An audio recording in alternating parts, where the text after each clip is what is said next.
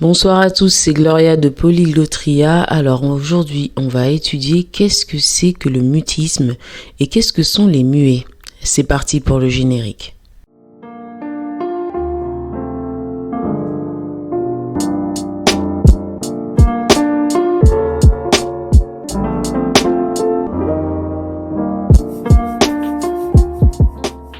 Alors comme vous savez, la chaîne Polyglotria est là pour parler de linguistique. Qui dit linguistique dit donc langue et donc communication avec les humains. J'ai parlé dans la chaîne de beaucoup de choses, de ce que c'est qu'un mot, de ce que c'est qu'une langue, de ce que sont les langues des signes, mais on n'a pas parlé et pas encore abordé ce que c'est que de ne pas pouvoir parler. Parler dans le sens, on peut communiquer par la langue des signes si jamais quelqu'un est muet ou s'il apprend la langue des signes, mais si on ne peut pas et qu'on est muet, c'est-à-dire qu'on ne peut pas utiliser les mots, qu'on ne peut pas utiliser le système de communication que l'humanité utilise dans son ensemble.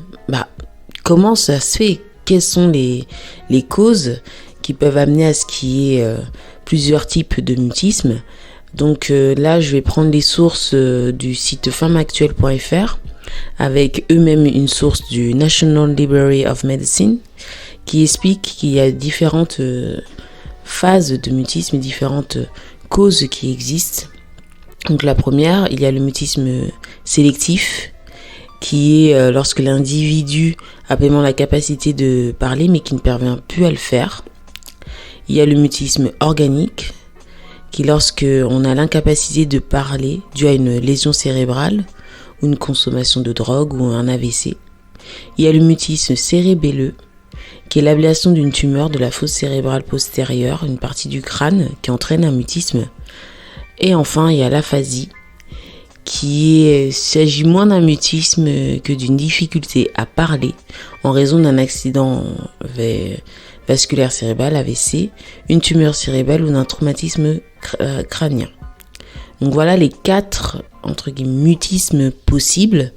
Donc 1, s'il est sélectif, si on revient un peu en arrière, on sait parler mais on ne peut plus le faire pour plein de raisons différentes.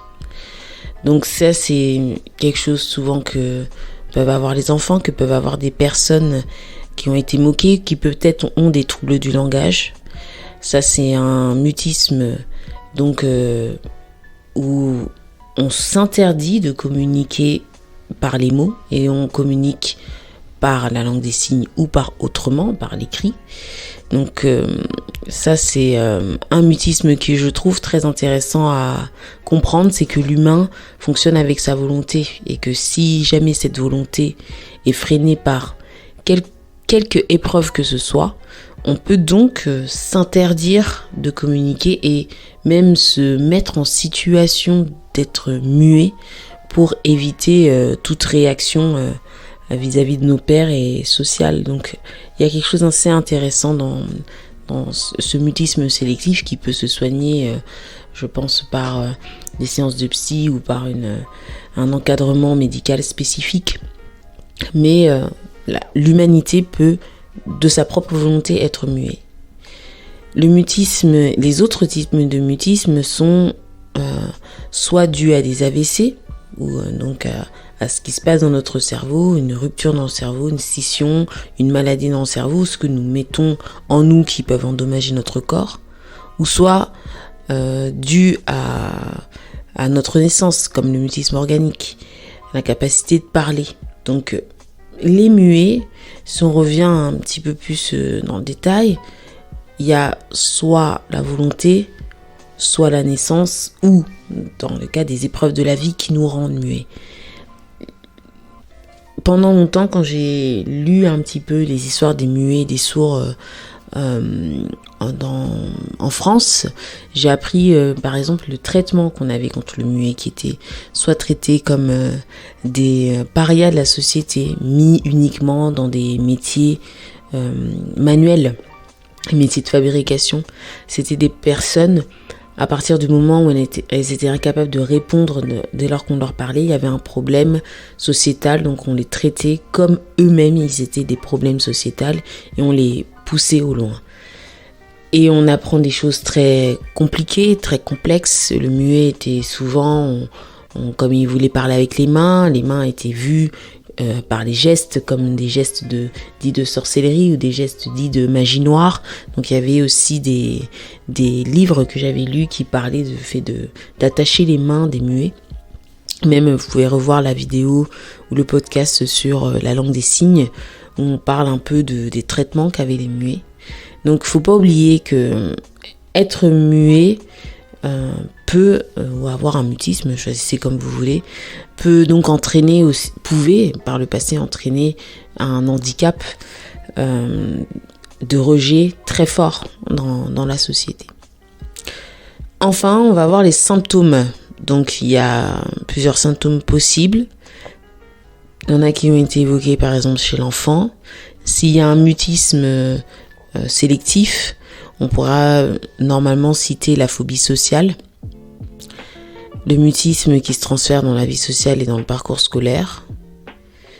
Il y a aussi bien sûr le silence. Quelqu'un qui est muet ne peut ne pas émettre de bruit du tout. Et souvent un traumatisme psychologique récent. Donc, vous avez quelqu'un de muet autour de vous. Si c'est un mutisme sélectif, voilà les raisons symptomatiques qui peuvent expliquer ce mutisme sélectif. En creusant un peu plus loin, les films parlent de cette situation où on voit, moi par exemple là je vais citer la série The Boys que je regarde récemment, où l'un des personnages principaux, la seule fille d'ailleurs de l'équipe, a un mutisme sélectif. Elle ne parvient plus à parler, mais elle était capable de le faire car elle a un traumatisme lié à la parole.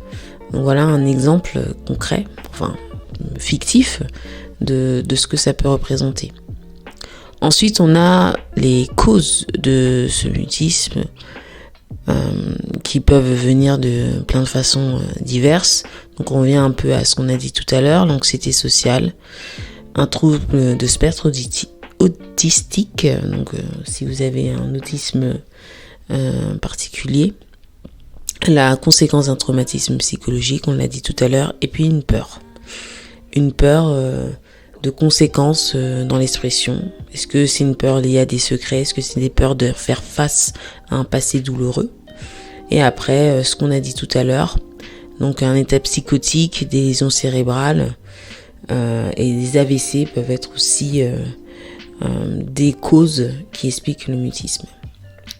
Donc tout ça pour dire que si jamais vous voyez des muets s'exprimer en langue des signes ou ne pas s'exprimer en langue des signes, que vous savez qu'il y a des enfants, des personnes qui arrivent à vous comprendre mais qui ne vous répondront pas par des mots, qui vous répondront peut-être par l'écrit, par des gestes, par des dessins, par d'autres façons de s'exprimer, dites-vous que ces autres façons de faire sont aussi un langage.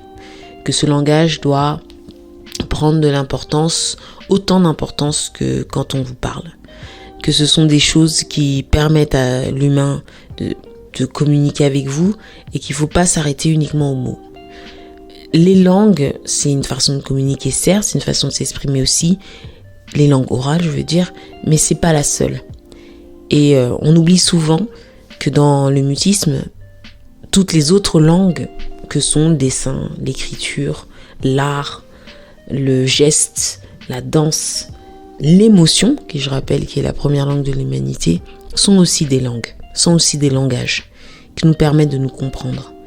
Et je tenais à mettre vraiment un point d'honneur dans cette vidéo, ce podcast, de ne pas oublier ça. Un mutisme n'arrête pas la communication. Retenez bien ceci, je vous le répète, parce que c'est important. Un mutisme n'arrête pas la communication. Il y a d'autres formes d'expression par d'autres moyens qui permettent de communiquer les uns avec les autres. Et c'est sur cette belle phrase que je termine ce podcast ou cette vidéo. Je vous souhaite à tous une excellente journée et je vous dis à très bientôt. Ciao, ciao.